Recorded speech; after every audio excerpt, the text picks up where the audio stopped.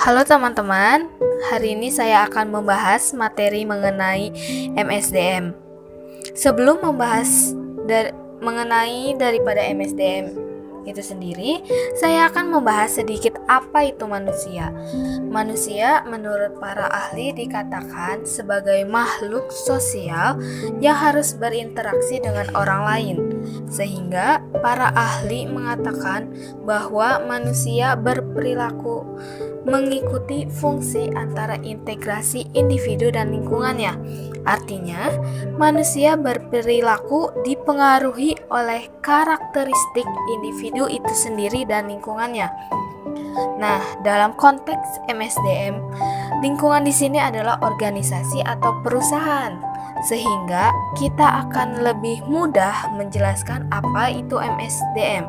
Menurut para ahli, kita bisa menyimpulkan bahwa yang namanya MSDM adalah proses merencanakan, mengorganisasikan, memimpin, dan mengendalikan seluruh aktivitas pengelola SDM, mulai dari pengadaan SDM sampai dengan pemutusan hubungan kerja.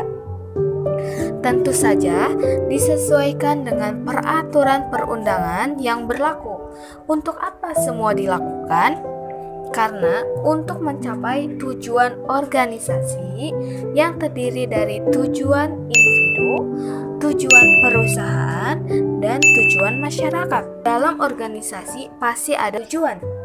Jadi perusahaan tidak hanya melakukan kegiatan untuk mencari laba semata, tetapi harus ingat kepada karyawan dan ingat pada masyarakat, karena perusahaan berdiri di atas atau di dalam suatu situasi lingkungan masyarakat. Fungsi-fungsi manajemen sumber daya manusia. Fungsi pertama MSDM adalah perencanaan sumber daya manusia. Di sini akan terlihat apa saja aktivitas yang akan dilakukan oleh manajer SDM dari mulai awal sampai akhir.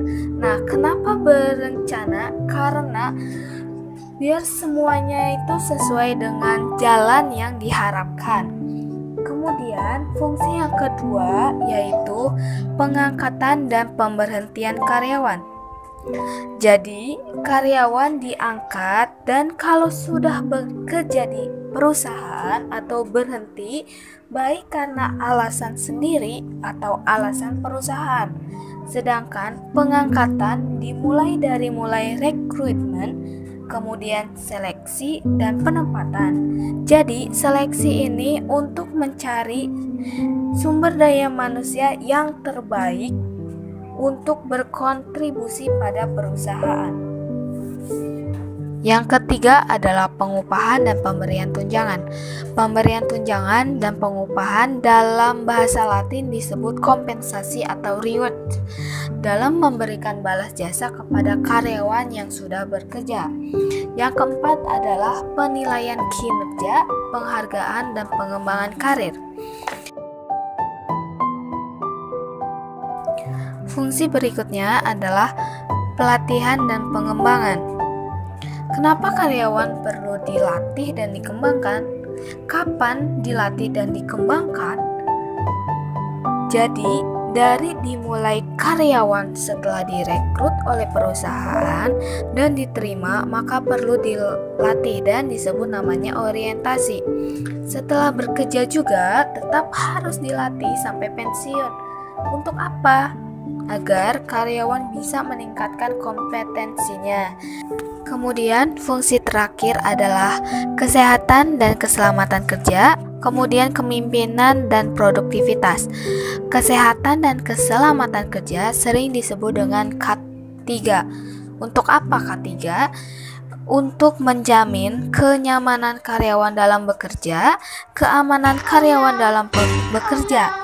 Nah, selanjutnya adalah kepemimpinan.